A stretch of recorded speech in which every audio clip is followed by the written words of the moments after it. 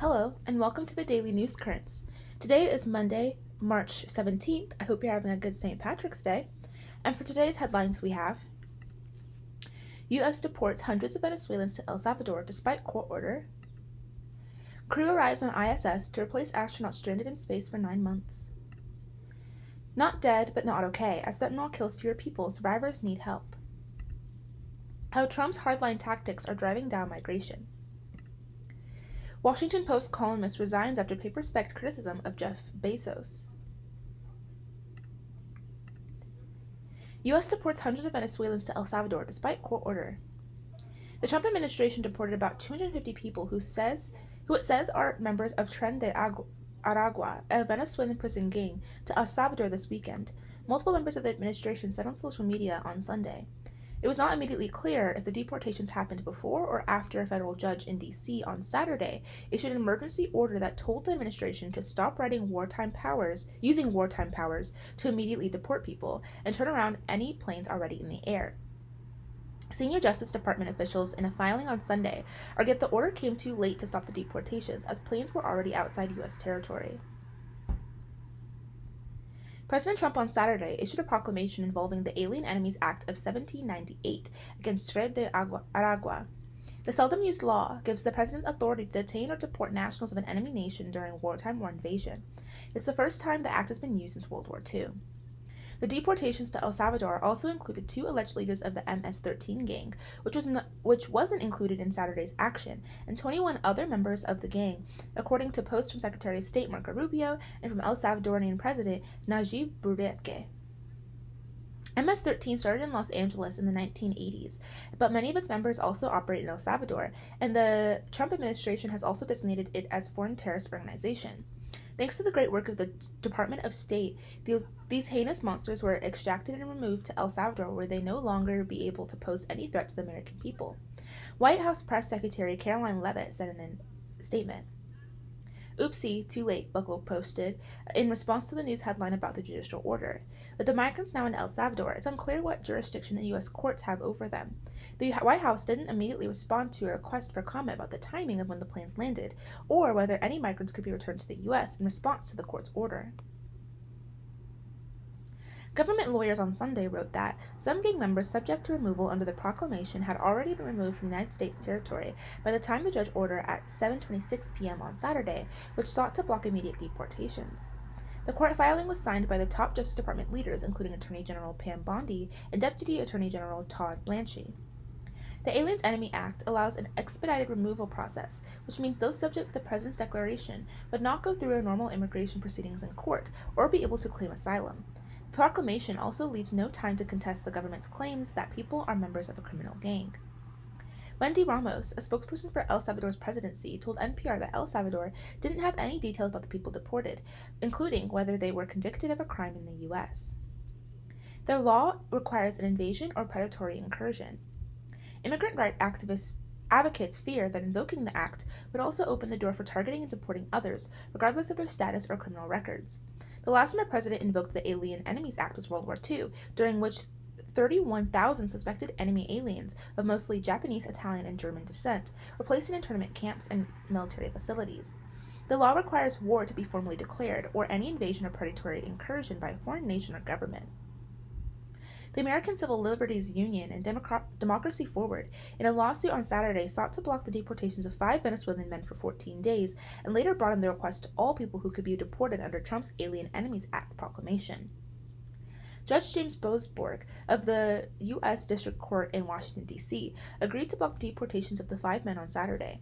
He later brought in the order to anyone covered by Trump's proclamation. Another hearing in the case is set for March 21st. The Trump administration has already appealed the judge's ruling to the U.S. Court of Appeals for the District of Columbia Circuit. Lee Gelenert, the ACLU's lead counsel on the case, said the administration's use of the Alien Enemies Act is illegal because it's up to the Congress to declare a state of war that allows detention of so-called foreign aliens. The Alien Enemies Act cannot be used during peacetime for regular immigration enforcement, Gelenert said. Congress was very clear in the statute that it can only be used against a foreign government or foreign nation. It has never in our country's history been used during peacetime, much less against a gang. Beyond the questions of the president's authority, Gerald also questioned whether the hundreds deported to El Salvador were in fact gang members.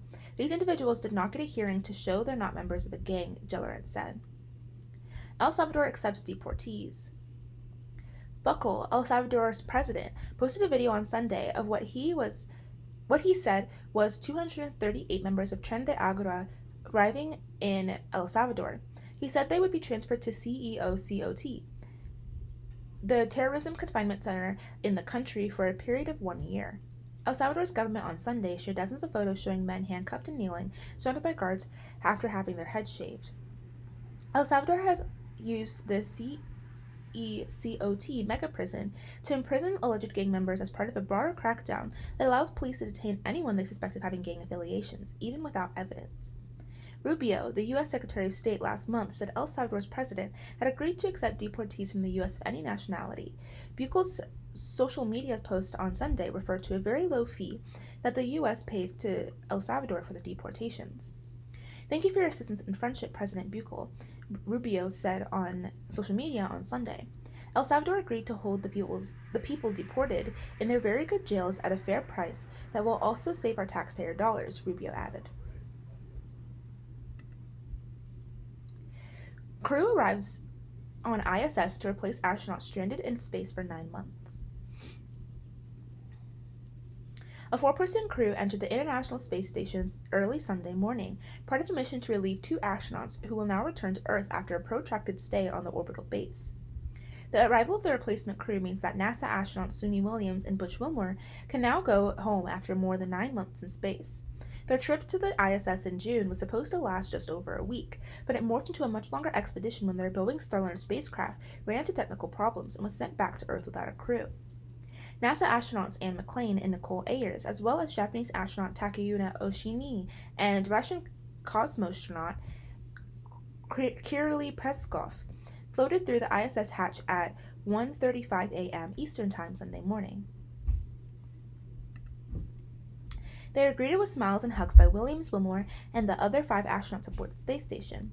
Williams and Wilmore, along with fellow NASA astronaut Nick Hague and Russian cosmonaut Alexander Golubov, are set to depart the ISS for Earth no earlier than Wednesday, depending on weather conditions. Boeing's experimental Starliner spacecraft launched on June 5th with Williams and Wilmore on board, but it suffered multiple helium leaks and some of its thrusters malfunctioned as it flew towards the ISS, so NASA's officials decided to bring it back uncrewed. The space agency announced in August it would instead fold the 2 astronauts into the regular space station crew rotation, meaning a surprise months-long extension of their voyage. President Trump previously said the pair was stranded on the space station and asked SpaceX founder Elon Musk to go get them, but NASA officials have said they intentionally kept Williams and Wilmore on the ISS for technical and budgetary reasons. They are set to fly back to Earth on a SpaceX Dragon capsule that has been docked in the ISS since September, when it arrived with a reduced 2-person crew in order to leave 2 seats empty for Williams and Wilmore's return trip. Not dead, but not okay. As fentanyl kills fewer people, survivors need help. On a blustery winter morning, Kelly McLeod set off on foot against Kensington. This area of Philadelphia is one of the most drug-scarred neighborhoods in the U.S. In the first block, she knelt next to a man curled on the sidewalk in the throes of fentanyl, xylazine, or some other powerful street drug. "Sir, are you all right? You okay?" asked McLeod, who leads Philadelphia's city-run overdose response unit. The man stood and took a breath. "Okay, I can see he's moving. He's good." In Kensington, good means still alive. By the standards of the deadly U.S. fentanyl crisis, that's a victory. It's also part of a larger hopeful trend. Pennsylvania alone is seeing roughly 2,000 fewer drug deaths a year. Nationwide, the number of annual deaths from drug overdoses have dropped more than 30,000 people a year. That's according to the latest provisional data from the Centers of Disease Control and Prevention, comparing drug deaths in a 12-month period at a peak of June 2023 to the latest available records from October 2024.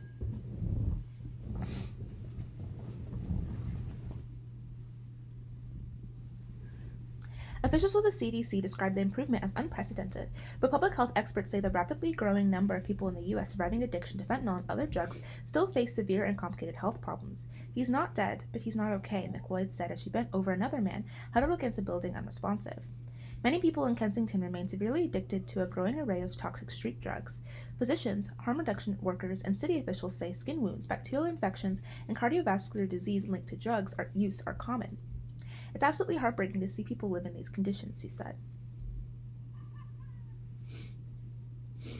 Indeed, some researchers and government officials believe the fentanyl overdose crisis has now entered a new phase, where deaths will continue declining while larger number of people face what amounts to severe chronic illness, often compounded by homelessness, poverty, criminal records, and stigma.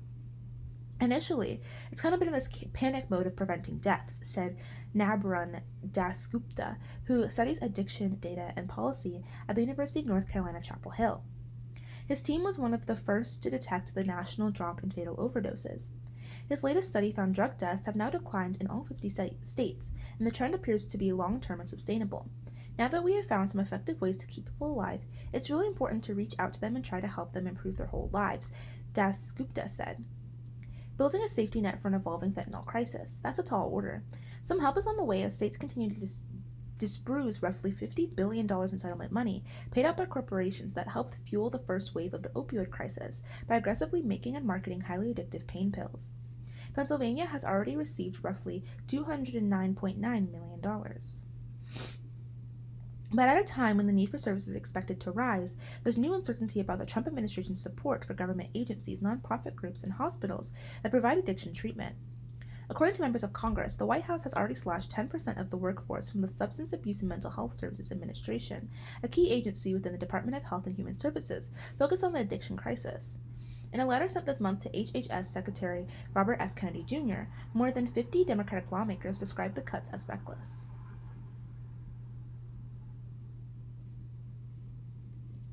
The letter argues federal workers have been instrumental in supporting this decline in drug overdose deaths, and warns job cuts will cripple crucial treatment services, including mobile units that treat fentanyl addiction. Some Republicans are also proposing federal budget cuts that could affect Medicaid, the largest funder of drug treatment and healthcare in the U.S. There are never enough resources, said Kari Failer-Bender, spokesperson for a harm reduction organization in Philadelphia called Prevention Point. Last year, we worked with 23,000 people, but our funds have been cut in many areas. According to Feiler-Bender, Prevention Point contributed to the drop in deaths in Philadelphia by providing free health care and by distributing more than 100,000 free doses of Nexalon, also known as Narcan, to people who used drugs last year. The medication reverses most opioid overdoses, including from fentanyl. Working from a converted church in the heart of Kensington, the organization is now trying to help people move beyond substance use and severe addiction. You can come in any time. You don't need an appointment, Failer-Bender said during a tour of Prevention Point's free clinic. Today you need wound care, today you need your HIV injection, or you can just come in and get a cup of coffee and find community. Our navigators, addiction counselors, are here saying, do you want to try treatment? If you say no to treatment 6 times, they ask 7th time, and you're ready. We're there to support you. But people on the streets of Kensington told NPR the safety net currently in place to help them escape severe addiction feels dangerously thin. Our system is not built to help that person. I relapsed like a week ago, but I am trying to stay clean, said Tracy Horvath, who has lived in the neighborhood much of her life, also while using street drugs. She said fentanyl might have killed her Nexalon weren't so widely available. Asked what she would need to beat addiction, Horvath said she desperately wants a safe place to live. I want stable housing, she said. Frontline responders say the need for housing, healthcare, counseling, and drug treatment services in neighborhoods like Kensington already feels overwhelming. Another complexity is the growing array of high-risk street drugs being sold in places like Kensington. Christopher Moraff, who tests illicit drugs in Pennsylvania with the nonprofit group PA Groundhog, said drug gangs increasingly dilute fentanyl with animal tranquilizers such as methamphetamine and xylazine. Xylazine, which causes pretty severe wounds on people, requires a large amount to be fatal, Moraff said. What we're seeing is many unresponsive people who are not in respiratory distress. Researchers and doctors say these substances appear less lethal but are still highly toxic, causing a new range of long-term ailments. We say this person is ready to go for substance use treatment, but they have an amputation, or they have an open wound, or they have incredibly high blood pressure, said Mick Lloyd, who leads Philadelphia's overdose unit. Historically, our system is not built for that person. Still, she said, Philadelphia has made progress creating a network of services and support here that didn't exist a decade ago. "There's one of our partners, the Kensington Hospital Wound Caravan," she said, pointing to a truck parked under an elevated train track. "We just work our best to help people be well. We're trying. We keep trying." On many blocks, NPR did see signs of this growing public health response. Field healthcare teams, shareable groups offering meals, a warming station, a special police unit trained in addiction response, and a group from a local university dispensing buprenorphine, a long-term medication that reduces fentanyl cravings. Prevention Point was also offering clean needles at a syringe exchange held in the courtyard outside their building, a program designed to help reduce the spread of disease. "I was addicted to heroin and then fentanyl," said Scout Gilson, one of the organization's harm reduction workers, who was also handing out clean clothes to people. Gilson says she knows firsthand how complicated the long-term health impacts of drug use can be, everything from mental health challenges to lingering skin wounds. "I'm covered in scars, heavily scarred, and pretty much marked for life as a drug user," she said. Despite the challenges, she described this as a hopeful moment in Kensington, with people living longer and gaining more chances to enter recovery, heal, and rebuild their lives. "It's not just pointless suffering," Gilson said. "There's things that are happening, people doing the work, and there's obvious ways that we can improve people's lives and figure out how we can do that." People here told NPR that neighborhoods like Kensington won't be transformed overnight. It took years to slow and then reverse wave of fentanyl deaths. Public health experts, frontline care providers, and people living with addiction say helping survivors will take more resources and a lot more time. How Trump's hardline tactics are driving down migration. Building on Biden-era policies, President Trump is a strong arming regional leaders, deploying military force, and shedding decades of precedents when it comes to the U.S.-Mexico border.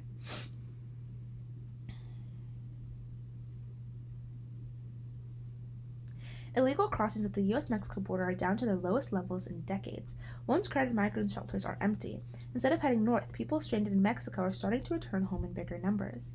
The border is almost unrecognizable from just a couple of years ago, when hundreds of thousands of people from around the world were crossing into the United States every month in scenes of chaos and upheaval. President Joseph R. Biden, Jr., facing a swell of public outrage during the 2024 election campaign, clamped down on asylum seekers and pushed Mexico to keep migrants at bay. By the end of his term, the border had quietly significantly, and illegal crossings had fallen to the lowest levels of his presidency.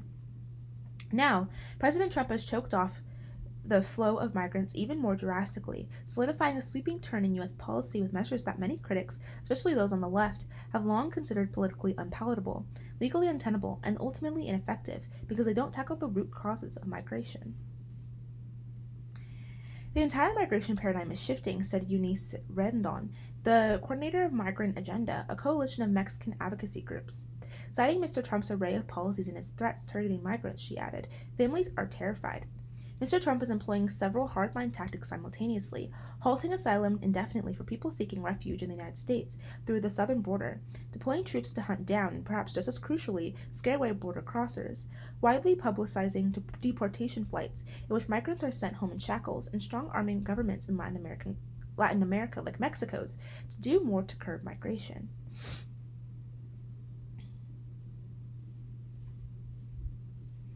The new approach has yielded some eye-popping statistics.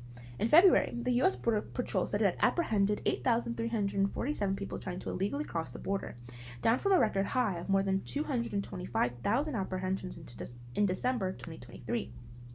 Those numbers have already been dropping sharply since the Biden administration unveiled its immigration restrictions last year. In December, the final full month Mr. Biden was in office, the Border Patrol apprehended 47,330 migrants at the U.S.-Mexico border. At 1,527 migrants a day, that was the lowest daily average for any month during the entire Biden presidency, but it was still 5 times as much as the number in February, the first full month after Trump took office. If that trend holds for a full year, migrant apprehensions in the United States could fall to levels unseen since around 1967, according to Adam Atkinson, a migrant expert at the Washington Office on Latin America, a non-governmental organization. There are signs that figures are plummeting faster south in the region, too. The number of people trying to reach the United States through the Darien Gap, the forbidding land bridge connecting South America and Central America, that is a barometer of future pressure at the U.S.-Mexico border, dropped at 408 in February, down to more than 37,000 in the same month last year, according to Panama's Immigration Institute.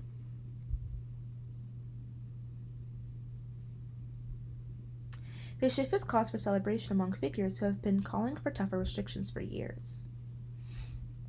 Under Mr. Biden, the White House leadership promoted a narrative of impotence when it came to immigration, said Kenneth T.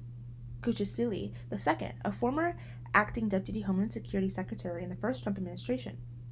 Securing the border is easy if you have the will to do it, says Mr. Cuccinelli, a prominent hawk on immigration issues. In the first Trump administration, Trump didn't have the will to do it, he argued, but he does now. Mr. Trump's hardened stance on migration is, in some ways, an extension of Mr. Biden's moves at the end of his term. Mr. Biden had promoted less restrictive policies that swelled the numbers of migrants entering the U.S. during his first 3 years in office.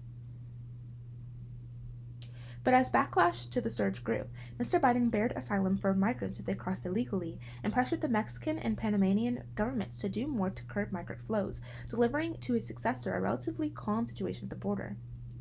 Political sentiment in the United States has also shifted.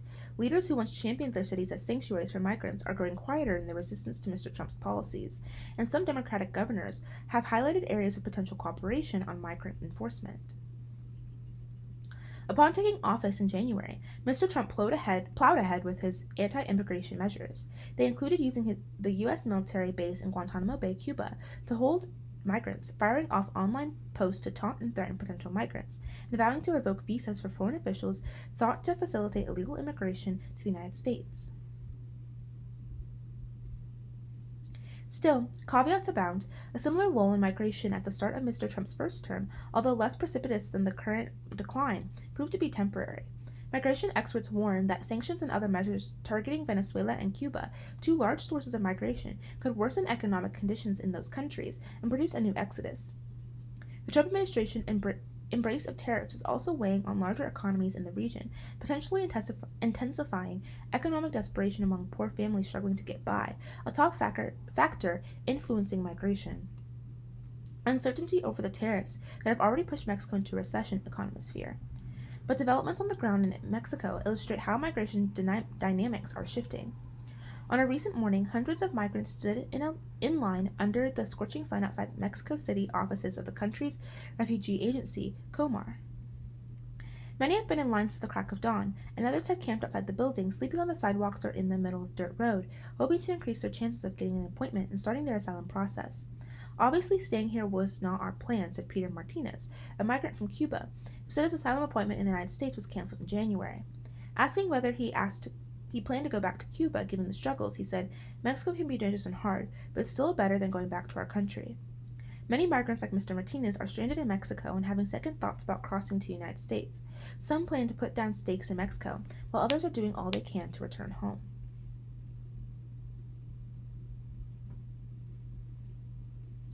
The number of migrants in Mexico seeking to return to their own countries rose to 2,862 in January and February, according to the International Organization for Migration, Reuters reported.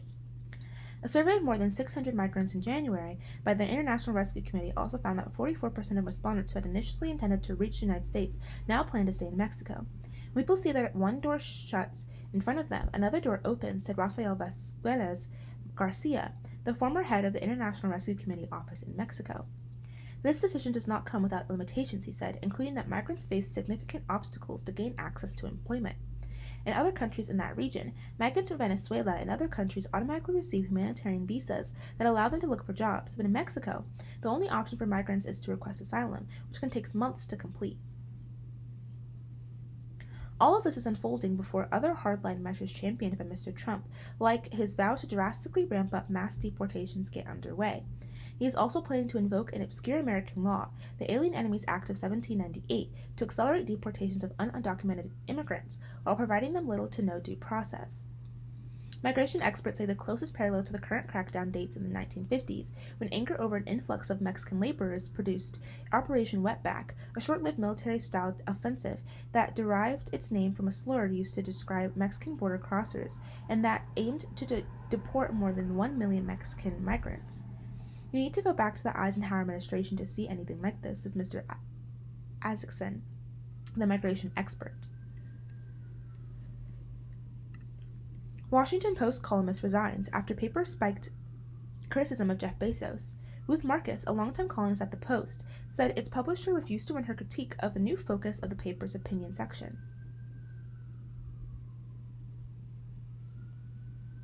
Ruth Marcus, a columnist and editor for the Washington Post opinion section, said Monday she was leaving the newspaper after Will Lewis, the paper's publisher, killed a column she wrote that was critical of the editorial page's new direction.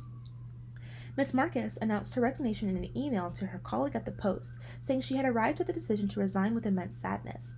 I'm taking this step after more than 40 years at the Post following Will's decision to spike a column I wrote expressing concern about the newly announced direction for the section and declined to discuss the decision with me, Ms. Marcus wrote. Ms. Marcus is the most prominent writer to leave the Post opinion section since Jeff Bezos, a founder of Amazon who owns the paper, changed its focus to personal liberties and free markets. David Shipley, the section's editor, resigned as a result of that decision. Olivia Peterson, a spokeswoman for the Washington Post, said in a statement that the newspaper was grateful for Ruth's significant contributions. We respect her decision to leave and wish her the best, the statement said. Ms. Marcus declined to comment. In her email to coworkers, Ms. Marcus enclosed a message she had sent to Mr. Bezos and Mr. Lewis. In the email, she told Mr. Lewis and Mr. Bezos that the shift for the opinion section threatens to break the trust of readers, that columnists are writing what they believe, not what the owner has deemed acceptable. Will's decision to not run the column that I wrote respectfully dissenting from Jeff's edit, something that I have not experienced in almost 2 decades of column writing, underscores that the traditional freedom of columnists to select the topics they wish to address and say what they think have been dangerously eroded, she wrote. Ms. Marcus' resignation from the Post came on the same day that Matt Murray, the newspaper's executive editor, laid out his vision for the newsroom in an email to staff members. The newsroom of the Post operates separately from its opinion department. Mr. Murray, who joined the newspaper as its executive editor last year, said in an email that he was separating the production of the newspaper from the rest of the Post and changing the way its newsroom was organized. The Post needs to evolve with reader habits, new opportunities, and technological departments, as particularly the smart use of AI, as it continues to develop and dramatically reshape users' experiences of news, Mr. Murray wrote. The Post National Desk, an important center of gravity at this newspaper, is being broken up into 2 departments, with one focusing on politics and government, and one on reporting across the United States. Mr. Murray also said each department would have a senior editor focused on audience growth and visuals. Text will no longer be default, and length no more a measure of quality, Mr. Murray wrote. Thank you for listening. That is all we have for today. Bye!